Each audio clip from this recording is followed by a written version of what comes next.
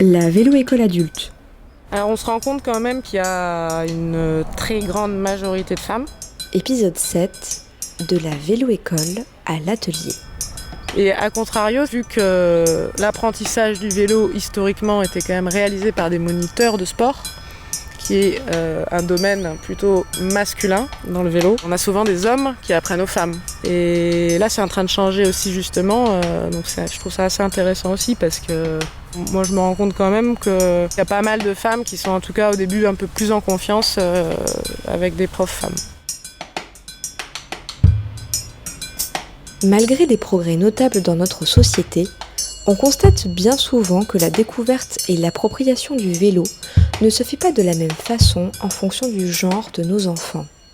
En France, les vélo-écoles reçoivent une majorité de femmes. Parmi les facteurs qui expliquent ce phénomène se trouve la différence de socialisation entre les garçons et les filles. Pour aider à rétablir les représentations, un des leviers consiste à encourager les femmes dans le rôle de monitrice. Il ne s'agit pas d'évincer les hommes des postes d'encadrant, mais plutôt de rendre visibles les femmes qui occupent cette position, puisqu'elles sont encore rares dans le milieu du vélo. Il y a quelques mois, Nathalie a décidé d'apprendre au sein de notre vélo-école. Elle nous explique aujourd'hui comment cet environnement lui a permis de prendre confiance en elle, de s'émanciper et d'aller jusqu'à l'apprentissage de la mécanique. Je m'appelle Nathalie, j'ai 41 ans. Je suis montpelliéraine. Je suis venue au Vieux Biclou pour surmonter ma peur du vélo, parce que j'avais peur de faire du vélo depuis toujours. Il y a des photos de moi sur une draisienne, je dois avoir 3-4 ans. Et j'ai l'air de m'éclater. Alors je comprends pas ce qui s'est passé entre cette photo où il y a une petite fille toute souriante sur une draisienne et une peur quasi irrationnelle du vélo. Je ne sais pas. Et tu te déplaçais comment ? À pied, en bus... Et des fois, j'étais très dépendante des autres, quoi. On pourrait même aller penser que j'ai un petit peu des soucis avec le déplacement, de changer d'environnement. Jusqu'il y a quelques années, non, j'avais pas d'amis cyclistes. Et c'est juste mes beaux-frères, donc les maris de mes sœurs, qui sont des VTTistes mordus qui veulent réparer tout le temps des vélos et qui regardent des vidéos YouTube sur des cyclistes, mais sinon, non. Ma nièce fait du VTT avec son père et peut-être que ça a fait un petit verre dans la tête petit à petit.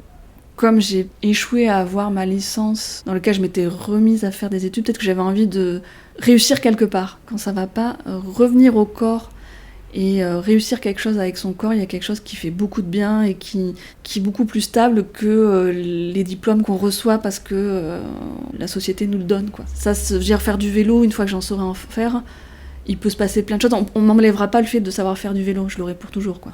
Alors j'avais fait une fois une balade à vélo avec mon beau-frère et ça m'avait pas donné du tout confiance.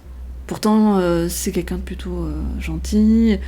Avec le recul, je me suis rendu compte que je l'avais bien réussi, mais à la fin j'avais encore plus l'impression de pas savoir faire du vélo, ce qui n'a pas de logique, hein, mais après mes beaux-frères aussi ils aiment les compétitions. Peut-être qu'au Vieux Biclou justement il n'y a pas cet enjeu d'être meilleur que les autres et qu'il faut faire un temps et que... Non, on est là soit pour se faire plaisir, soit pour que ça nous facilite la vie. Il faut trouver un environnement où ça sera propice pour changer de vision. Et on est très bien accueillis à la vélo-école, ça donne confiance et on est avec des gens qui nous disent que c'est normal, qu'il faut apprendre. Et le déclic, ça a été la première session où en fait j'ai redécouvert le plaisir très enfantin de descendre une pente et faire « Oh, il y a du vent, c'est super !»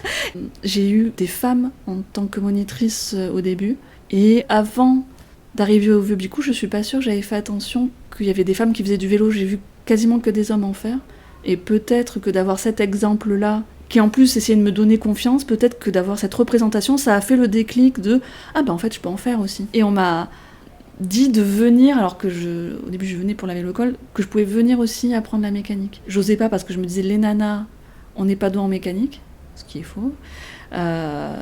Franchement, le Vieux Biclou aide vraiment, je trouve, les femmes à se mettre à la mécanique. On apprend à l'école et du savoir très formel, très théorique.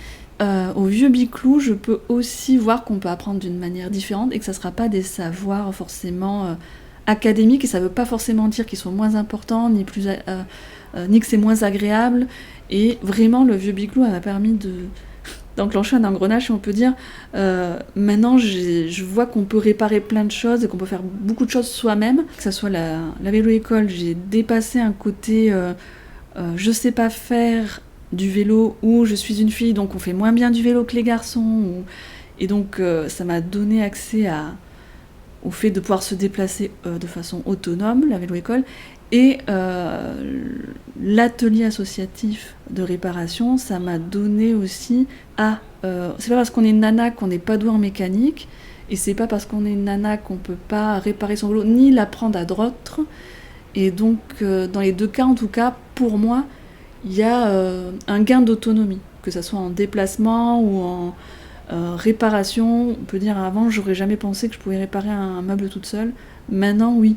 Alors que dans l'absolu, je savais déjà ce que c'était une vis, je savais déjà ce que c'était un tournevis, et pourtant c'est peut-être quelque chose que j'aurais jamais fait avant, quoi.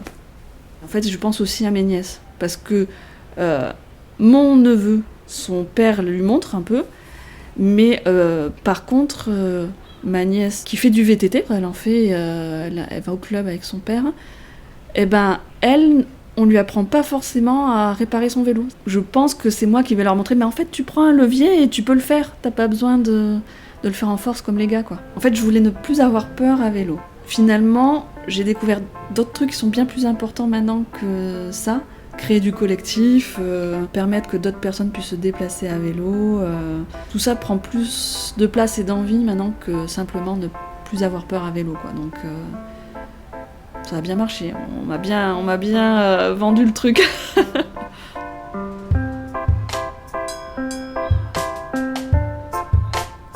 En 2019, des membres du Vieux Bicou ont ouvert une permanence d'autoréparation spécialement pour les femmes et minorités de genre.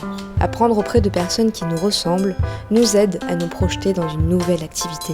Si la mixité choisie vous intéresse, sachez qu'il existe des événements dans différentes villes qui permettent d'apprendre des savoir-faire techniques pour les minorités de genre. On compte parmi eux la tenaille à Montpellier, la goupille à Toulouse ou la douille à Lyon. On se retrouve dimanche prochain pour un nouvel épisode.